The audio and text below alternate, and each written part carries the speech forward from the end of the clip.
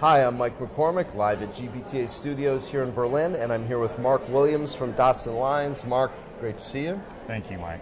So you've got in your business, you have an interesting kind of perspective and purview of the overall marketplace. Gives you an opportunity to really see some trends, I think, in dealing with your customers, and maybe others can't. What are the top trends that you see, coming in 19? Where are your customers focused? Yeah, it's interesting. I think after we had a period of time where things seemed to be static, or not completely, not moving maybe as fast as they had. Things are really moving fast again. Right. When you look at artificial intelligence and just what's happening in the TMC environment in particular, right. I think that one of the major focuses for next year will be how does AI play, and what does it mean for managed versus unmanaged traffic. You've got some competitors, newer competitors that are very technology focused, that have come into the marketplace that are kind of disrupting the whole traditional TMC environment. And some companies are responding more quickly than others. I think, you look at something like a Trip Actions that just got $1 billion valuation, and you go, wow. Right. So there's something to this, right? So I think there'll be a lot of focus there as we look into next year.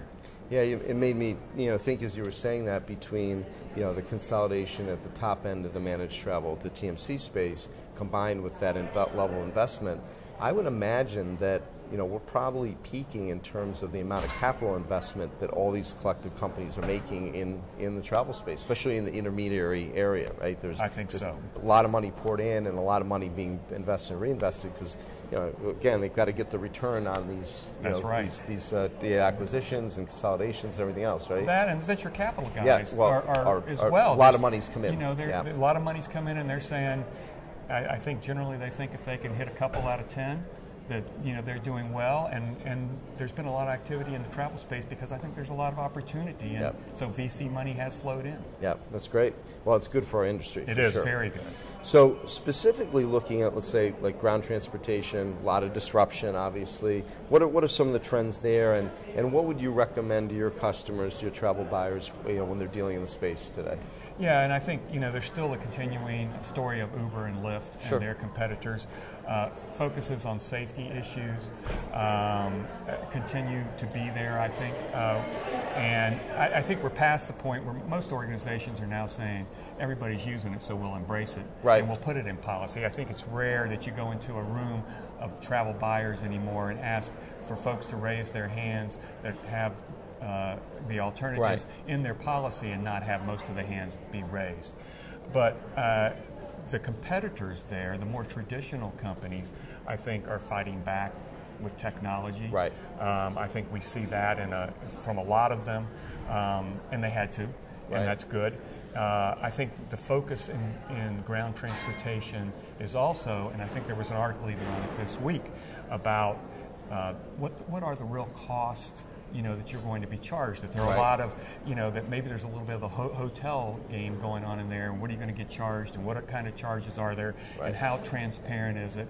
And I think that we've seen some responses from Scott Salabrino and others to say, hey, we are transparent. There's nobody that gets into a car and doesn't know what we're going to charge them, at least in our environment, maybe not everywhere. Right. And so I think that's a concern. Right. Well, and with with the buyer's role and with travel management in general, you're never done, right? It's in every one of these sectors, it's the developments, but you still, it's back to fundamentals like understanding your spend, understanding where your business is going, analyzing that data, and making sure your policies fit, right? Getting the data, making sure that's in policy, and then I think because all this has come to the forefront again, I think we'll probably see an increase in procurement activity in the area. Right. Again, another round, right? Another round, and it'll be good. So, just generally, when you're talking to travel buyers, I mean, what advice are you giving them about their strategies? Where should they be focusing today? Well, we're still focusing a lot on make sure you get the best data you can get. Right. And then we can go from there because that's going to drive procurement activity, that's going to drive policy changes, and I think there's still this big focus on satisfying the traveler. Right. You know, we went through 2008 and 2009 where that focus was lost because the economy was so Right. bad.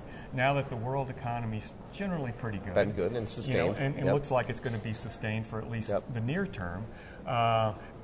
We're more focused on pleasing the traveler. So you see these new technologies that are using bots and AI, and you know, I mentioned one like Illumo, and what they do with artificial intelligence and doing predictive analysis of whether your flight's going to be on time. I think we see a lot of those types of companies popping up that are going to be extremely valuable to pleasing the traveler, and the travel manager's role is to figure out which ones are best to fit in my program, and then go out and make sure you can integrate them into your existing technology. Right. And making, you know, not just technology for technology's sake, right, but really practical use in certain situations. Right. So, I mean, I think the worst thing that can happen for a travel manager is to embrace one of these technologies and then get a 2% usage rate. Right. They're going to look pretty bad. So they've got to make sure that it's something that really fits. Well, and their time too, in terms of, and their communication with their travelers has to, you know, they can't waste that bandwidth. That's right. Yeah, that's right. They can lose credibility quickly. Right. Well, good insight as always, and you know, again, thanks for being here at our event here in Berlin. Thank you, Mike. Again, I'm Mike McCormick from GBTA Studios, live in Berlin.